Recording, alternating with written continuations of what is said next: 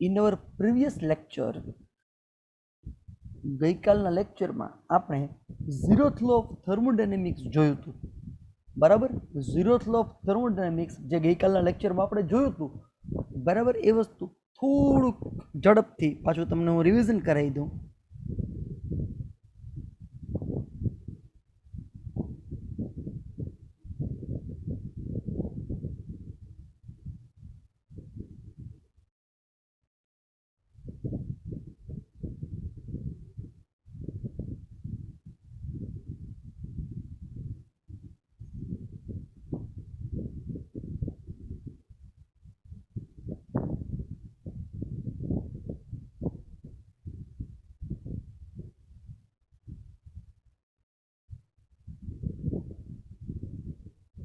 System એ, system બી અને system C.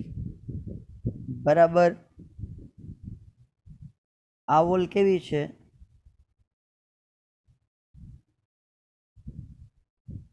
તો કે આ વોલ ડાયએથર્મિક છે. ડાયએથર્મિક એટલે it allow heat to pass. બરાબર, જ્યારે એ ને બી વચ્ચેની આ વોલ કેવી છે?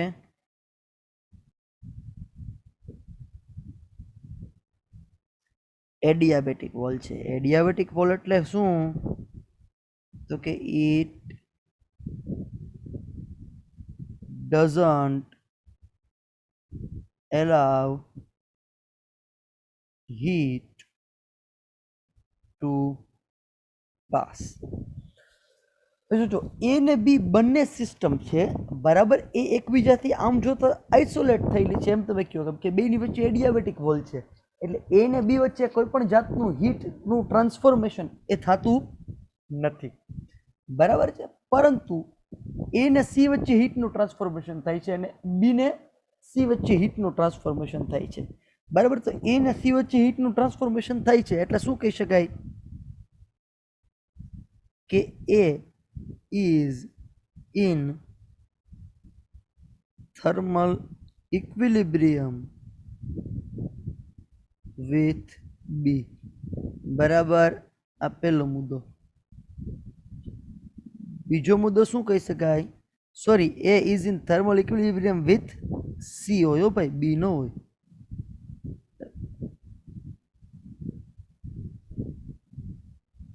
સી, એ ને સી બંને વચ્ચે હીટ એક્સચેન્જ થઈ ને બંને એકબીજાને કેવા થઈ ગયા? તો કે થર્મલ ઇક્વિલિબ્રિયમમાં. બરાબર, પછી બી શું છે? સોરી, બીજો મુદ્દો શું છે? તો કે B is in thermal equilibrium with C. B ને સી બંને વચ્ચે પણ હીટ એક્સચેન્જ થઈને ઈ બે એકબીજાને કેવા થઈ ગયા? તો કે થર્મલ ઇક્વિલિબ્રિયમમાં. બરાબર, તો આપણને રિઝલ્ટ શું મળે? બરાબર, તો કે એ will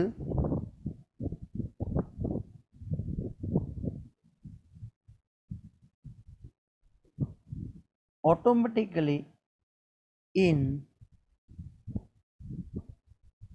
thermal equilibrium with B. હવે આ જે રિઝલ્ટ મળે ને એ ઝીરોથ લો ઓફ થર્મોડાયનેમિક્સ પ્રમાણે મળે. ખરેખર તમને ઝીરોથ લો ઓફ થર્મોડાયનેમિક્સનું સ્ટેટમેન્ટ કહી તો તમારે આ ત્રણેય મુદ્દા લખવાના. શું? તો કે if A is in thermal equilibrium with C and B is also in thermal equilibrium with C, then A and B both automatically will be in thermal equilibrium. બરાબર, પ્રણાલી નંબર એ એ પ્રણાલી નંબર સી આરે ઉષ્મીય સંતુલનમાં છે. પ્રણાલી number બી એ પ્રણાલી number બી આરે પ્રણાલી નંબર સી આરે ઉષ્મીય સંતુલનમાં છે. તો પ્રણાલી નંબર એ ને પ્રણાલી નંબર બી બંને એની મેળે ઉષ્મીય સંતુલનમાં હશે જ. ભલે ડાયરેક્ટ બંને વચ્ચે કોઈ હીટ એ ટ્રાન્સફોર્મેશન ન થતી હોય. બરાબર, આ વસ્તુ થઈ ઝીરોથ લો ઓફ થર્મોડાયનેમિક્સ જે આપણે ગયા લેક્ચરમાં જોયું.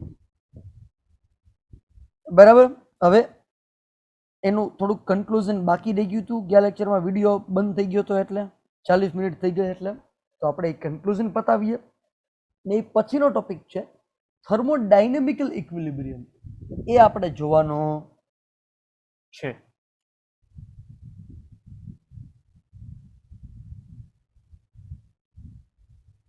બરાબર, આ વસ્તુ આપણે ગઈકાલે જોઈ ગયા હતા કે if two systems is in thermal equilibrium with each other, if two systems is in thermal equilibrium with each other, then it must be in thermal equilibrium with third. બરાબર, આ સ્ટેટમેન્ટને કહેવાય ઝીરોથ લો ઓફ થર્મોડાયનેમિક્સ. ચલો, આમાં કોઈ doubt? શું કહે છે? તો કે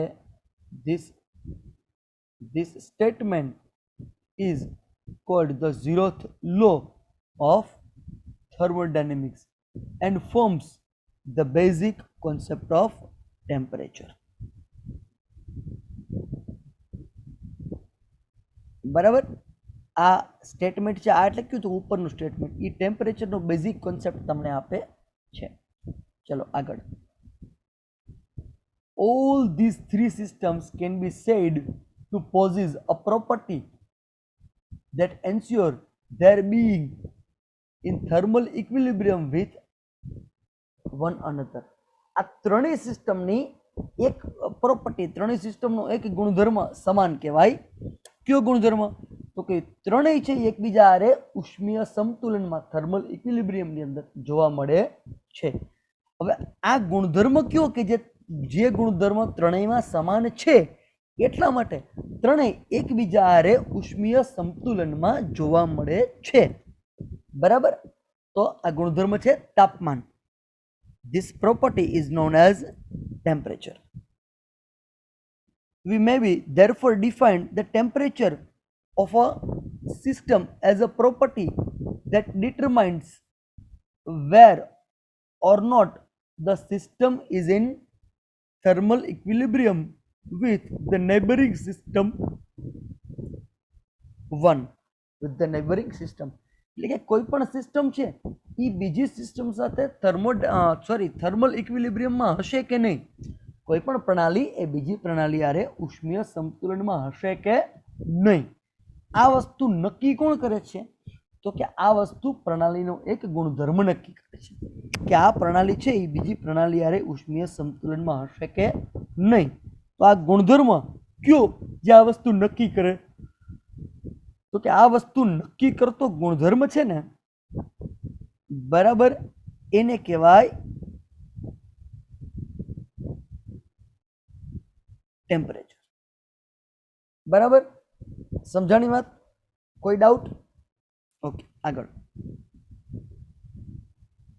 It is obvious that if two systems are not in thermal equilibrium, they will be at different temperature. તો આ બધાને આધારે શું કહી શકાય કે જો બે પ્રણાલી એકબીજા હારે ઉષ્મીય સંતુલનમાં ના હોય, જો બે પ્રણાલી એકબીજા હારે ઉષ્મીય સંતુલનમાં ના હોય તો તે બંને પ્રણાલી અલગ અલગ તાપમાને રહેલી હશે.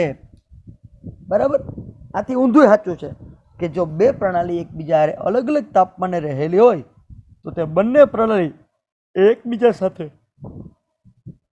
ઉષ્મીય સંતુલનમાં હશે નહીં. બરાબર, ત્રીજી રીતે કહીએ તો બે પ્રણાલી એકબીજા હારે ઉષ્મીય સંતુલનમાં હશે કે નહીં તેનો આધાર તે બંને પ્રણાલીના તાપમાન ઉપર રહેલો છે. જો તાપમાન સરખું હોય તો તે બંને ઉષ્મીય સંતુલનમાં હોય, અને તાપમાન સરખું ના હોય તો તે બંને ઉષ્મીય સંતુલનમાં ન હોય. ચલો, પડી ખબર? કોઈ ડાઉટ? હવે આગળની પ્રોપર્ટી છે ઇક્વેશન ઓફ સ્ટેટ. આ એક મહત્વનો કોન્સેપ્ટ છે, નાનકડો કોન્સેપ્ટ છે.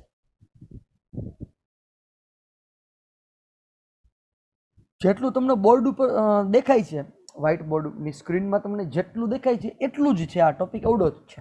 બરાબર, અને માત્ર અન્ડરસ્ટેન્ડિંગ ફેક્ટર માટે આ ટોપિક પરીક્ષામાં ના પૂછાય. આ ટોપિક તમને આવડતો હોય તમે પરીક્ષામાં ઘણા બધા ટોપિક ઉપર કંઈક લખી શકો ખરા, બરાબર. આ ટોપિક છે ઇક્વેશન ઓફ સ્ટેટ.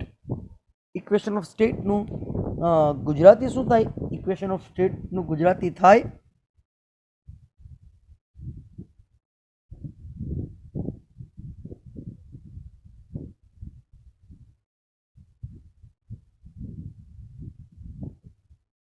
અવસ્થા સમીકરણ.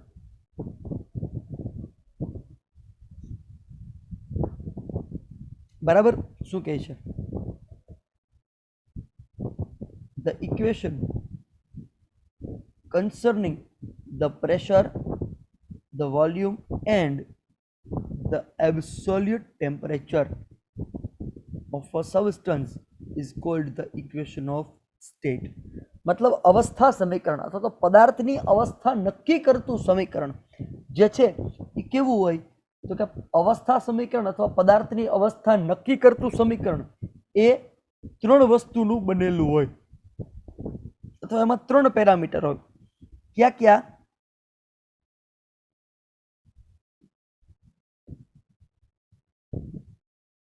प्रेशर P એટલે કે દબાણ,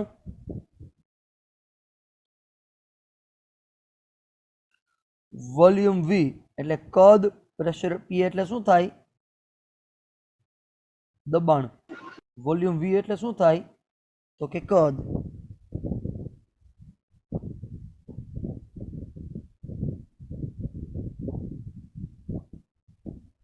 બરાબર. અને ત્રીજું શું છે? તો કે ત્રીજું છે એબ્સોલ્યુટ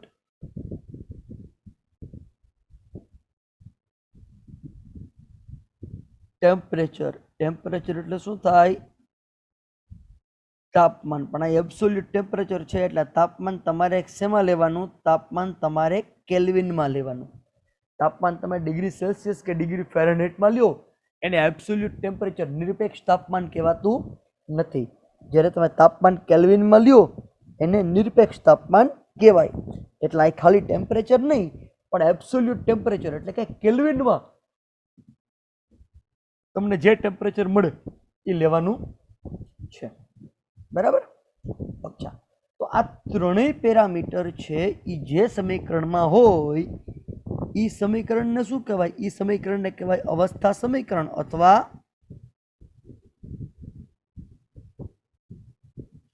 ઇક્વેશન ઓફ સ્ટેટ. કેમ કે કોઈ પણ થર્મોડાયનેમિકલ સિસ્ટમ છે ને એની ફિઝિકલ સ્ટેટ છે ને આ ત્રણેય પેરામીટર નક્કી કરે છે. ફિઝિકલ સ્ટેટ એટલે ભૌતિક અવસ્થા, ઘન, પ્રવાહી, વાયુ એવી. બરાબર. ચાલો આગળ.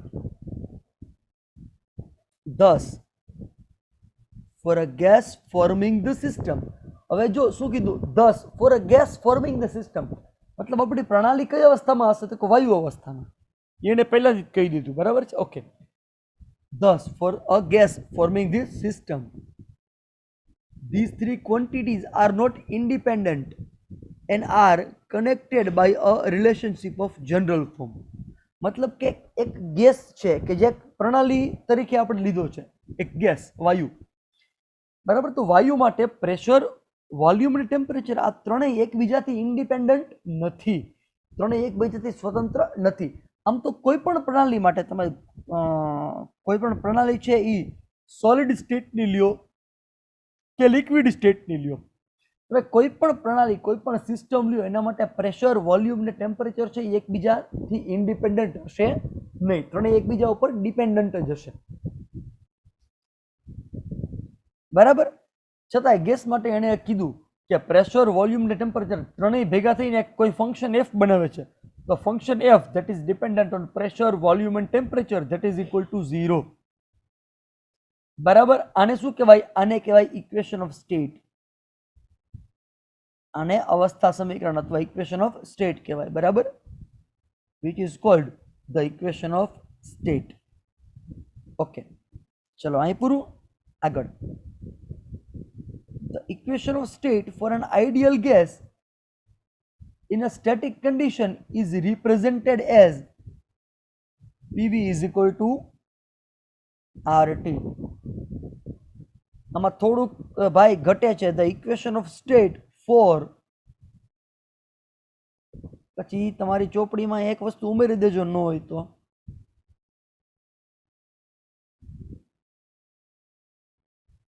The equation of state for 1 mole of an ideal gas in a static condition is represented by PV is equal to RT. બરાબર, PV is equal to RT સમીકરણ સાચું છે. કોના માટે? તો કે 1 મોલ ગેસ માટે. જો ગેસ 1 મોલ ન હોય તો PV is equal to RT નો લખાય. ખરેખર સમીકરણ આવું થાય, PV is equal to nRT અથવા PV is equal to mu RT. બરાબર, where mu और n શું બતાવે તમને?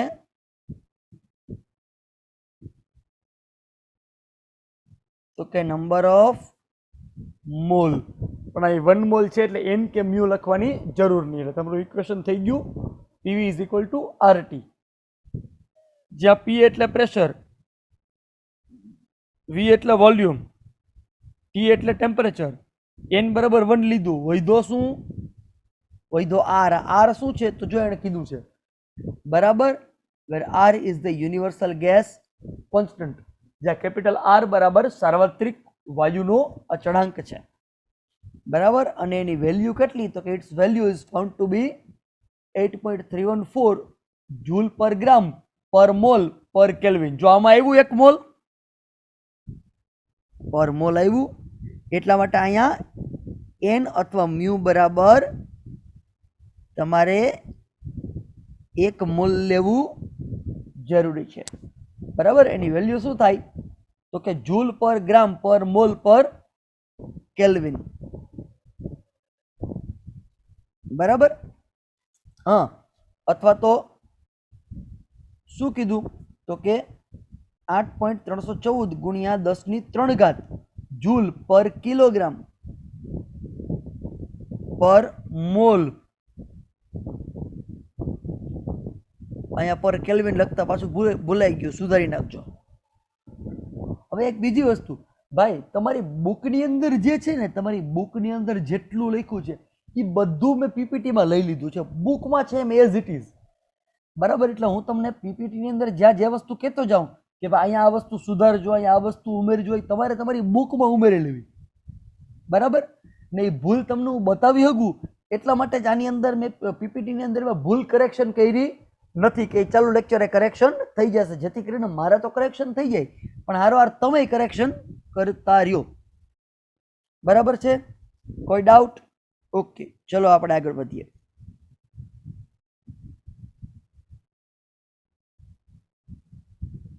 બરાબર, હવે પછીનો ટોપિક છે થર્મોડાયનેમિકલ ઇક્વિલિબ્રિયમ. અત્યાર સુધી આપણે શું ભણતા હતા? અત્યાર સુધી આપણે ભણતા હતા થર્મલ ઇક્વિલિબ્રિયમ.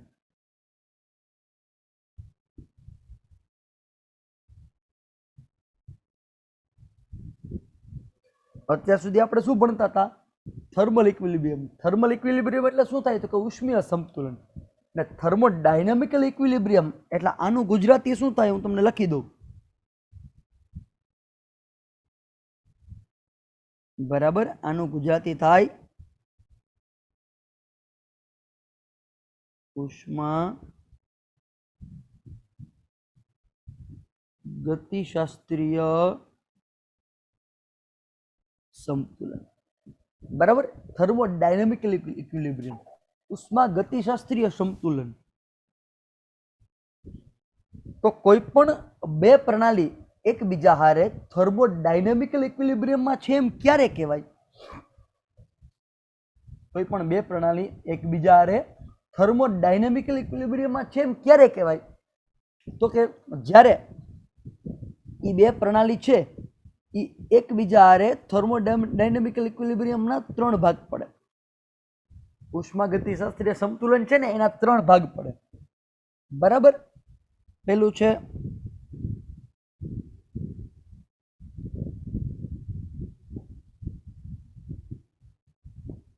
થર્મલ ઇક્વિલિબ્રિયમ, બીજું છે મિકેનિકલ ઇક્વિલિબ્રિયમ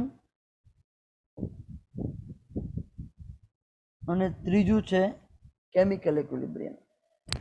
થર્મલ ઇક્વિલિબ્રિયમ એટલે કહેવાય ઉષ્મીય સંતુલન, મિકેનિકલ ઇક્વિલિબ્રિયમ એટલે કહેવાય યાંત્રિક સંતુલન અને કેમિકલ ઇક્વિલિબ્રિયમ એટલે કહેવાય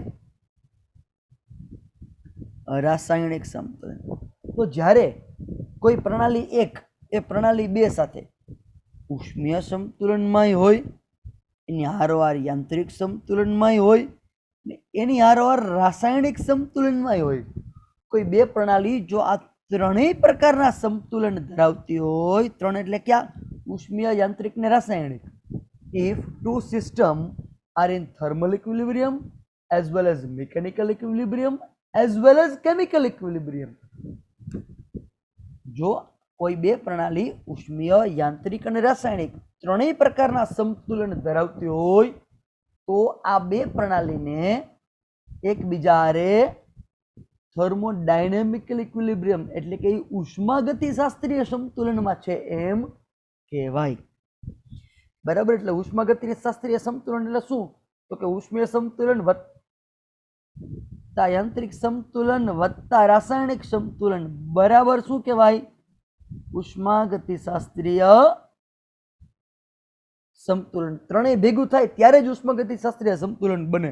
ત્રણમાંથી ખાલી રાસાયણિક હોય તોય ન હાલે, ખાલી યાંત્રિક હોય તોય ન હાલે, ખાલી ઉષ્મીય હોય તોય ન હાલે. એવી રીતે ઉષ્મીય અને યાંત્રિક હોય પણ રાસાયણિક ન હોય તો ન હાલે. યાંત્રિક ને રાસાયણિક હોય તો ઉષ્મીય પણ ઉષ્મીય ન હોય તોય ન હાલે, ને ઉષ્મીય અને રાસાયણિક હોય પણ યાંત્રિક ન હોય તોય ન હાલે. એ ભાઈ વડીલો, માઇક કોનું ચાલુ છે? મને કોક જરાક કયો તો. ભરત જોગલ, દીપના કેસરી, કિંજલ નંદણીયા, લક્ષ્મી લખણોત્રા, દવે પ્રિન્સ અને રીના સોલંકી. 7. માઇક બધાના બંધ રાખજો ભાઈ. બરાબર છે? આટલી વસ્તુ ખબર પડી? આમાં કોઈ ડાઉટ? ચલો હવે આ થર્મોડાયનેમિકલ ઇક્વિલિબ્રિયમ ટોપિક ઉપર તમારી બુકની અંદર જે લખ્યું છે એ આપણે જોઈ લઈએ. ચલો કવિ શું કહે છે? ચલો કવિ આવું કહે છે. If an isolated system is left to itself, જો એક નિરાલી પ્રણાલીને એકલી છોડી દેવામાં આવે તો the pressure and temperature at a given point approach to a steady value with the passage of time. એટલે કે એક નિરાળી પ્રણાલીને જ ધ્યાનમાં રાખવામાં આવે તો આ નિરાળી પ્રણાલીના તાપમાન અને દબાણ બંને સમય સાથે અચળ રહેશે, એમાં કોઈ ફેરફાર થશે નહીં. શું કામ? તો કે એ આઇસોલેટેડ સિસ્ટમ છે, એ નિરાળી પ્રણાલી છે. ન તો એ દ્રવ્ય ઉષ્માનું આવાગમન કરે, ન તો એ દ્રવ્યનું આવાગમન કરે. હવે એ કોઈ ઉષ્માગતિશાસ્ત્રીય પ્રક્રિયા કરતી જ નથી તો એના તાપમાન કે દબાણમાં ફેરફાર થવાનો પ્રશ્ન જ નથી. Okay, right. When these quantities have attained a steady value, જ્યારે આ ભૌતિક રાશિઓ અચળ થઈ જાય. આ એટલે કઈ ભૌતિક રાશિઓ? ભાઈ દબાણ ને ભાઈ તાપમાન. ચલો પડી ખબર? Okay. The system is said to be in a state of thermodynamic equilibrium. એટલે કે જ્યારે કોઈ પણ પ્રણાલીના દબાણ ને તાપમાન બે સરખા થઈ જાય ત્યારે એ ઉષ્માગતિશાસ્ત્રીય સંતુલનમાં છે એમ કહેવાય. બરાબર? ઇન સચ અ સ્ટેટ, આવી અવસ્થામાં the temperature, pressure and other thermodynamic variable of a homogeneous system. બરાબર? એટલે કે આવી અવસ્થામાં તાપમાન, દબાણ અને અન્ય ઉષ્મા ગતિશાસ્ત્રીય વેરિયેબલ્સ, ઉષ્માગતિશાસ્ત્રીય ચલો કોના? તો કે હોમોજીનિયસ સિસ્ટમ. હોમોજીનિયસ એટલે શું? હોમોજીનિયસ એટલે કહેવાય સમદિગ્ધર્મી. શું કહેવાય? સમદિગ્ધર્મી. જો અહીં નીચે લખું, એક જ મિનિટ.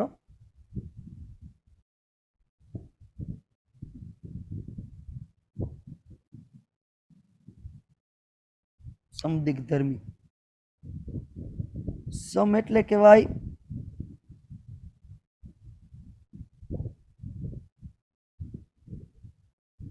સરખું, દિક એટલે કહેવાય દિશા, અને ધર્મ એટલે કહેવાય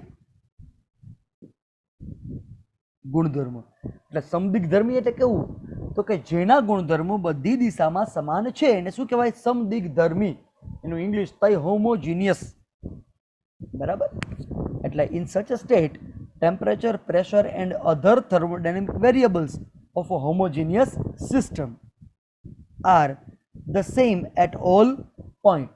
મતલબ કે દરેક દિશામાં પ્રણાલીના દરેક બિંદુએ એના ટેમ્પરેચર, પ્રેશર અને બધા વેરિયેબલ છે એ કેવા હશે, તો કે સરખા હશે. ચલો પડી ખબર, તો કે હા. Okay. The state of a system in thermodynamical equilibrium can be represented by specifying its pressure, volume and temperature which are independent of time. એટલે કે જે પ્રણાલી ઉષ્માગતિશાસ્ત્રીય સંતુલનમાં છે, જે પ્રણાલી થર્મોડાયનેમિકલ ઇક્વિલિબ્રિયમમાં છે, એના માટે એના પ્રેશર, એના વોલ્યુમ અને એનું ટેમ્પરેચર આ ત્રણેયને ટાઈમ ઇન્ડિપેન્ડન્ટ એટલે કે સમયથી સ્વતંત્ર ગણવામાં આવે છે. શું કામ, તો કે સમય બદલે પણ આ ત્રણમાંથી એકેય પેરામીટર બદલતા નથી. બરાબર, એટલે એને ટાઈમ ઇન્ડિપેન્ડન્ટ કીધું. ચલો પડી ખબર, કોઈ ડાઉટ?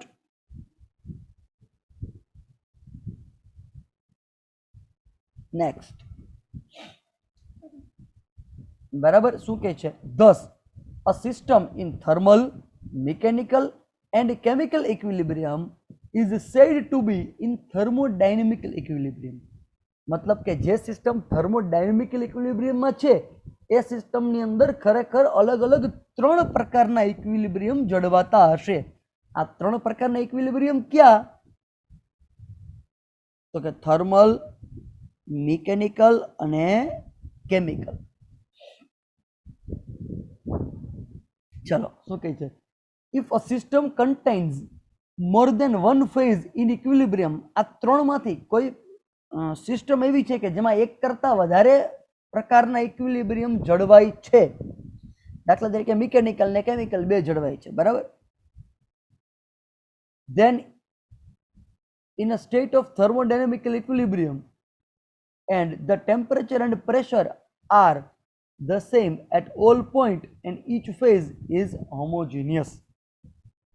બરાબર. આમાં એવું છે કેવું, ઓલા જેવું કે તમે મિકેનિકલ ને થર્મલ બે ઇક્વિલિબ્રિયમ લ્યો એટલે ત્રીજું એની મેળે આવી જાય according to zeroth law of thermodynamics. એટલે આમ કીધું કે ત્રણમાંથી એક કરતાં વધારે ઇક્વિલિબ્રિયમ જો કોઈ સિસ્ટમના હોય તો એ સિસ્ટમ છે એ થર્મોડાયનેમિકલ ઇક્વિલિબ્રિયમમાં જ હોય. શું કામ, તો કે ત્રીજું એની મેળે આવી જાય. બરાબર. અને એ સિસ્ટમનો દરેક ફેઝ એ કેવો હોય, તો કે હોમોજીનિયસ હોય, મતલબ સમદિગ્ધર્મી હોય. બરાબર. તો ચલો આપણે જોઈએ કે કોઈ પણ બે સિસ્ટમ છે એ મિકેનિકલ ઇક્વિલિબ્રિયમમાં ક્યારે કહેવાય. તો કે for a system to be in mechanical equilibrium there should be no unbalanced force existing between the parts of a system or between the system and surrounding. હવે કોઈ પણ પ્રણાલી યાંત્રિક સંતુલનમાં ક્યારે કહેવાય, તો બહુ સરળ વ્યાખ્યા છે કે જ્યારે કોઈ પણ પ્રણાલી ઉપર અથવા કોઈ પણ બે પ્રણાલી વચ્ચે કોઈ પણ પ્રકારનું અસંતુલિત બાહ્ય બળ ન લાગતું હોય. શું? જ્યારે કોઈ પ્રણાલીના બે અલગ અલગ ભાગ ઉપર અથવા બે પ્રણાલી ઉપર શું ન લાગતું હોય, અસંતુલિત બાહ્ય બળ, અનબેલેન્સ ફોર્સ. બરાબર. જ્યારે કોઈ પણ પ્રણાલીના એક કરતાં વધારે ભાગ ઉપર અથવા બે પ્રણાલી ઉપર જ્યારે અસંતુલિત બાહ્ય બળ ન લાગતું હોય ત્યારે એ બે પ્રણાલી એકબીજા હારે અથવા એક પ્રણાલી છે પર્યાવરણ હારે યાંત્રિક સંતુલનમાં છે એમ કહેવાય. ક્યારે? અસંતુલિત બાહ્ય બળ ન લાગતું હોય ત્યારે.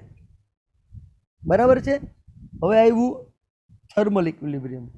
તો કોઈ પણ બે સિસ્ટમ એકબીજા હારે કે સિસ્ટમ સરાઉન્ડિંગ હારે થર્મલ ઇક્વિલિબ્રિયમમાં ક્યારે કહેવાય, તો કે એના બધા ભાગના ટેમ્પરેચર સમાન હોય ત્યારે. For a system to be in thermal equilibrium the temperature of all part of a system must be same and should be identical with the surrounding. બરાબર, આનો મતલબ એમ જ થાય કે એના બધા ભાગના તાપમાન સરખા હોય. કોની હારે? તો કે એકબીજા હારે સરખા ને વાતાવરણ હારે સરખા, એટલે કોઈ પ્રકારનું ઉષ્માનું આવાગમન શક્ય બને નહીં. બરાબર, પડી ખબર? હવે ત્રીજું, એ કેમિકલ ઇક્વિલિબ્રિયમ, યાંત્રિક સંતુલન. શું કહે છે? For a system to be in chemical equilibrium, the composition of the system should remain fixed and definite. હવે કોઈ પણ સિસ્ટમને જ્યારે એ રાસાયણિક સંતુલનમાં રહેવું હોય તો એ રાસાયણિક સંતુલનમાં ક્યારે કહેવાય? તો કે એ સિસ્ટમનું કમ્પોઝિશન, કમ્પોઝિશન એટલે બંધારણ, કમ્પોઝિશન એટલે શું કહેવાય? તો કે બંધારણ. હવે પ્રણાલીનું બંધારણ કેવું હોય? તો કે એનું બંધારણ છે એ એક તો ડેફિનેટ એટલે ચોક્કસ હોય, અને ફિક્સ એટલે અચળ હોય. એનું બંધારણ ચોક્કસ હોય અને પાછા એના બંધારણમાં કોઈ ફેરફાર થવો જોઈએ નહીં. બરાબર, જ્યારે એનું બંધારણ છે એ અચળ અને ચોક્કસ હોય ત્યારે એ પ્રણાલી રાસાયણિક સંતુલનમાં છે એમ કહેવાય. બરાબર, a system which satisfy all above 3 equilibriums, કોઈ પ્રણાલી ઉપરના ત્રણેય ઇક્વિલિબ્રિયમ સેટિસ્ફાઈડ કરતી હોય. બરાબર, જેમ કે એનું દબાણ અચળ હોય, તાપમાન અચળ હોય, રાસાયણિક બંધારણ અચળ હોય ને અસંતુલિત બાહ્ય બળ ન લાગતું હોય, ત્યારે this system is said to be in thermodynamical equilibrium. ત્યારે એ પ્રણાલી એ ઉષ્મા ગતિશાસ્ત્રીય સંતુલનમાં છે એવું કહેવાય.